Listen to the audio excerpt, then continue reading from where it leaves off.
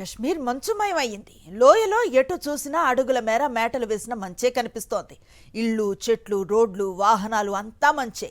హిమాలయ ప్రాంతాల్లో భారీగా హిమపాతం నమోదవుతోంది. దీంతో జమ్మూ కాశ్మీర్, హిమాచల్ ప్రదేశ్, ఉత్తరాఖండ్ తెల్లని మంచుతో నిండిపోయాయి. వెండి ధగధగలు వెదజల్లుతున్నాయి.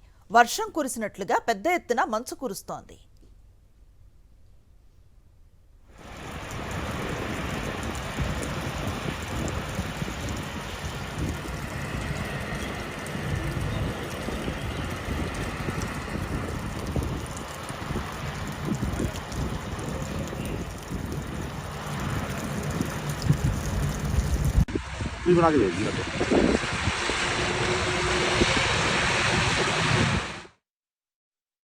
మంచులో పర్యాటకులు ఎంజాయ్ చేస్తున్నారు. స్థానికులు మాత్రం ఇబ్బందులు పడుతున్నారు.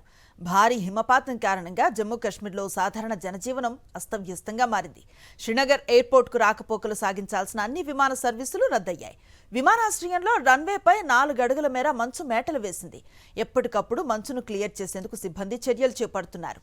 అయినా విమాన రాకపోకలకు వాతావరణం అనుకూలించడం లేదని అధికారులు వెల్లడించారు. సీజన్లో మంచు అందాలు చూసేందుకు టికెట్లు బుక్ చేసుకున్న వారు విమానాలు రద్దవడంతో ఉస్సూరుమంటున్నారు.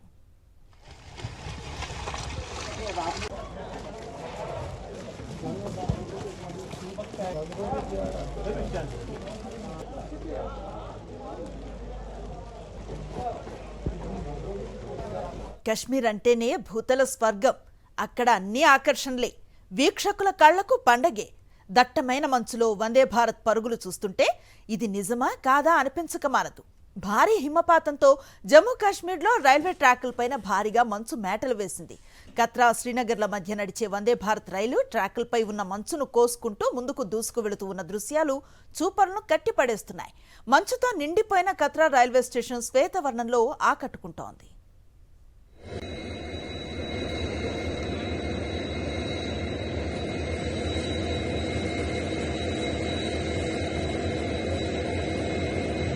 Incoming voice call from